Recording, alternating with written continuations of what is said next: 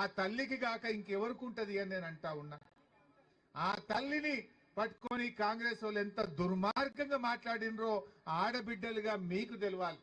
ఒక ఆడబిడ్డగా, ఒక తల్లిగా, ఒక చెల్లిగా మీకు అర్థమవుతుంది ఆ బాధ. ఈ కాంగ్రెస్ వాళ్ళకి అర్థమైతలేదు. దయచేసి ఆలోచన చేయండి. ఇవాళ సిగ్గు లేకుండా కాంగ్రెస్ వాళ్ళు వచ్చి డబుల్ బెడ్రూమ్లలో పై ఓట్లు అడుగుతుండ్రు. ఎవడో వచ్చిండట, మీకు ఇన్ని ఇస్తాం, అన్ని ఇస్తాం, ప్యాకెట్లు ఇస్తాం, పొట్లాలు ఇస్తాం, సాటకిస్తాం, లోపలికెళ్ళి ఇస్తాం, కిందికెళ్ళి ఇస్తాం, మీదికెళ్ళి ఇస్తాం. చాలా ఆశలు చూపుతున్నట, ఆశలు బాగా చూపుతున్నట. మన గంత నియతుండదా చెల్లె? అన్నం పెట్టిన కేసీఆర్ అన్నని మర్చిపోతారా మీరు? మర్చిపోతారా? మర్చిపోతే మనుషులమైతామా? ఒక్కసారి ఆలోచించండి. ఇదేంది 40 లక్షలు 50 లక్షలు పెట్టినారు ఆ ఇల్లు, ఒక్క పైసా ఖర్చు లేకుండా, పైరవి లేదు, దండం లేదు, దరఖాస్తు లేదు. కేసీఆర్ గారు నిజాయితీగా మిమ్మల్ని సెలెక్ట్ చేసి మాగంటి గోపన్న మన కేసీఆర్ గారు ఇంత చక్కటి డబుల్ బెడ్రూమ్లు ఇచ్చారు. ఏనన్నా కలనన్నా కన్నారా చెల్లె మీరు? కలలోనైనా ఇటువంటి ఇంట్లో ఉంటాం, జీవితంలో ఇంత మంచి ఇల్లు మాకు దొరుకుతుందని మీరు కల కూడా కనుండరు. ఆ కల కేసీఆర్ నిజం చేసిండు మనందరికి. అటువంటి కేసీఆర్ మనం గెలిపించుకోవాలి.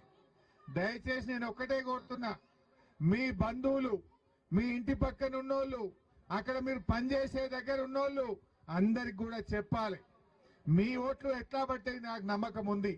మీ ప్రేమ ఇక్కడికి మీరు వచ్చి మీ ఆనందం, మీ మద్దతు చూస్తేనే మీ ఇంట్లో ప్రతి ఓటు కారుకే, కేసీఆర్కే నాకు అర్థమైపోయింది. అయితే నేను కోరేది ఒక్కటే, మీ ఓట్లే కాదు, మీ చుట్టాలు ఉంటారు జూబ్లీ హిల్స్ లా, మీ దోస్తులు ఉంటారు జూబ్లీ హిల్స్ లా, మీ బంధువులు, మీ ఇంటి పక్కన్నోళ్ళు, వాళ్ళని కూడా సముదాయించాలి. ఒక్కొక్క ఓటు మన కారు కోసం దేవాలి. రేవంత్ రెడ్డికి అర్థమైంది నేను ఓడిపోతున్నా అని అర్థమైంది.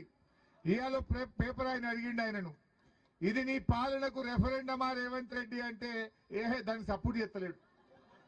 నేను సమీక్షించుకుంటా, ఓడిపోయినాక సమీక్షించుకుంటా అంటుండు. అంటే నిజంగా గెలుస్తానని నమ్మకం నీకుంటే ఎస్ 2 ఏళ్ల నా పాలనకు రెఫరెండం అని ధైర్యం ఉంటే రేవంత్ రెడ్డి చెప్పాలా వద్దా? అంటే ఆయనకు డౌట్ పట్టింది ఓడిపోతున్నాను. రేవంత్ రెడ్డి కూడా అర్థమైంది, ఆడవైనా జనం తిరగబడుతుండ్రు. మొన్న ఒక జూపల్లి కృష్ణారావు పోయిండు, ఓటే అవ్వ అని అడిగింది. ఆ అవ్వ ఏమన్నా చూసిరా మీరు? 4000 పింఛన్ ఎడవైందిరా భయ అని అడిగింది. నువ్వు 4000 పింఛన్ ఇచ్చినాక ఓటు అడుగు అని అడిగింది. పాపం జూపల్లి కృష్ణారావు నీళ్లు నమిలిండు. ఆ అవ్వ ఇంకెంత మంచిగా అడిగింది, 2 ఏళ్ళ మీరు వచ్చి, 2 ఏళ్ళు అంటే 24 నెలలకు 2000 చొప్పున అంటే బిడ్డ 48,000 బాకీ పడ్డవు తేపో అన్నది. నువ్వు ముందు 48,000 తెచ్చినాకనే ఓటు అడగాలని అడిగింది. ఆనాడు కేసీఆర్ గారు 200 పెన్షన్ 2000 చేస్తా అంటే చేయలేదా?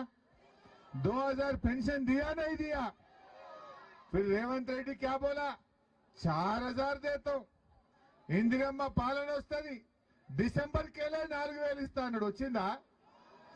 మరి ఇప్పుడు వచ్చి ఓటుకు 3000 ఇస్తా అంటుండట బిడ్డ.